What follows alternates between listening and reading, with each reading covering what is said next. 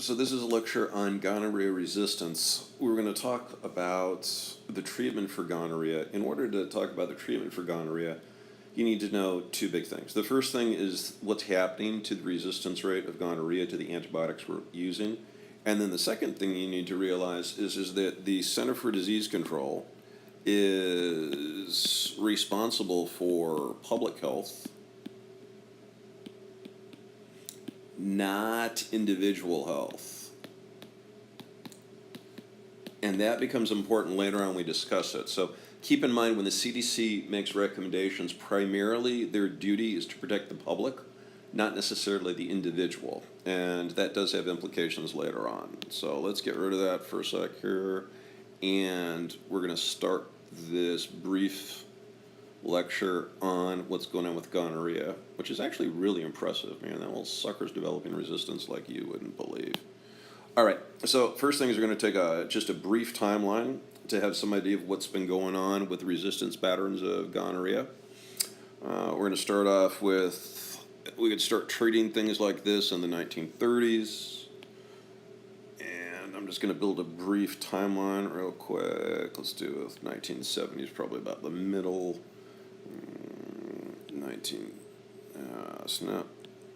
1960, 1980, 1990, 2000, what's fluoroquinolone, 2000, 2010, 1950, 1940. All right, and get rid of this SNAP2 stuff. It's not really helping a whole bunch. All right, so actually we had a pretty decent run as far as being able to treat gonorrhea in between 1930 and about 1940. We could actually use sulfonamides. And gonorrhea was sensitive to that, and you could essentially use Bactrim, whatever sulfa drugs you used. However, at about the middle of the 1940s, bad things started to happen, and it was you could no longer treat gonorrhea with sulfonamides. So the next thing that happened was that it turned out that gonorrhea would actually start to use penicillin, which is around this period of time, and tetracycline. So you could use both. So things were relatively easy because you could simply give penicillin or tetracycline from about the middle of the 40s to about the middle of the 80s or so, and it worked particularly well. However, you guessed it, what's going to happen right now is that after that, gonorrhea started to develop resistance to both penicillin and tetracycline, so you could no longer use penicillin or tetracycline. So gonorrhea continues its march towards resistance, and we had to start using fluoroquinolones, which would be about, let's get away from there here, which would be about maybe from like the mid-90s to the 2000s. There's always little gray areas in here in regards to that. Some of these things overlap. And at that point, we're like, great, you could use fluoroquinolones. Now this was a wonderful time, and the reason was that what would happen is people would come into your emergency department, and it was a wonderful time because you didn't have to test them. The problem with testing people when they would come to the emergency department is, first off, it was always busy. And your typical person to come walking on in, they'd be either a woman or a man, and you test them for GC and or chlamydia. And of course, sometimes it would come back positive. And then you'd tell them they'd have to go talk to their partners and make sure that all their partners or their longtime partner, whatever, were all aware of the fact that they were positive for GC and chlamydia, and they needed to come in and be tested. So what happened is suddenly these folks would come in with this person, and next thing you know, you had this it was the Springer Show. There would be wives, there would be girlfriends, keep in mind, or there would be boyfriends. Keep in mind that because these people occurred in series, you would either find out that, hey, my partner was cheating on me, which really would upset them, or worse, you would have rivals come in at the same time. Like I said, anything short of throwing little chairs and bottles at each other, MF and this and screaming at each other, it was just a zoo. So the beautiful part about when we could use fluoroquinolones, let's get rid of this stuff,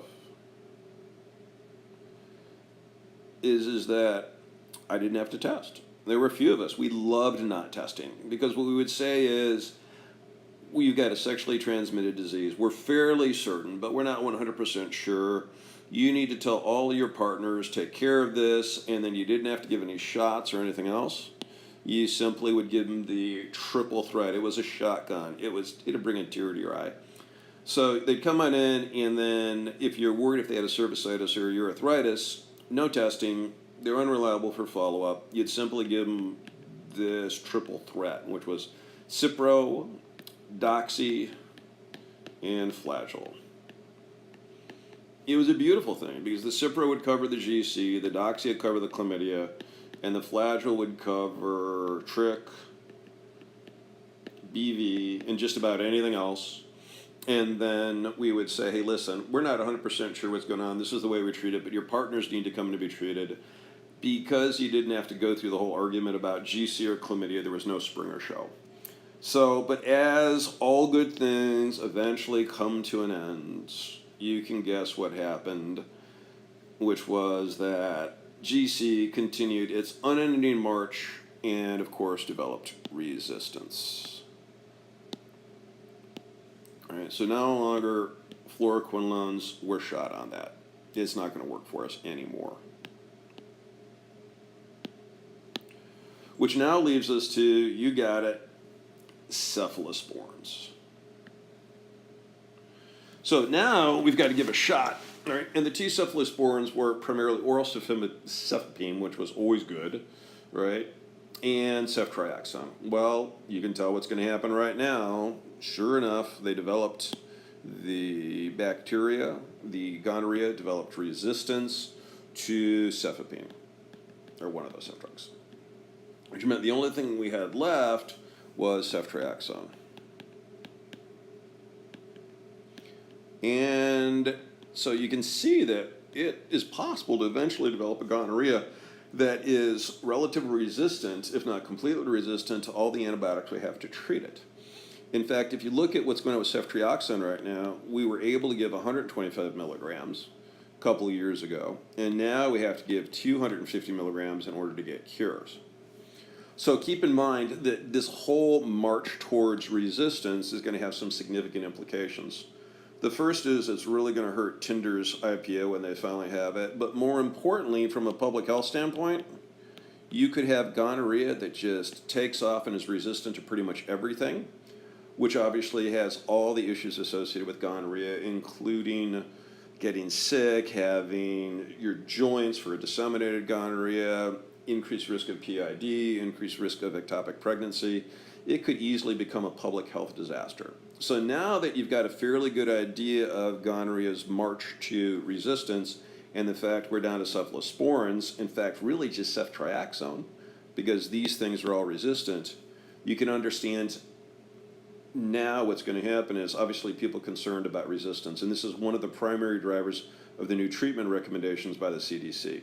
So our next video will be a brief video on the CDC's understanding of the situation and what their foundational principles are. And then after that, we can talk about how to treat them. But if you don't understand those two concepts, which is gonorrheal resistance and the CDC's foundational principles in regards to what their mission is, you won't really understand the treatment for gonorrhea. And understanding is important.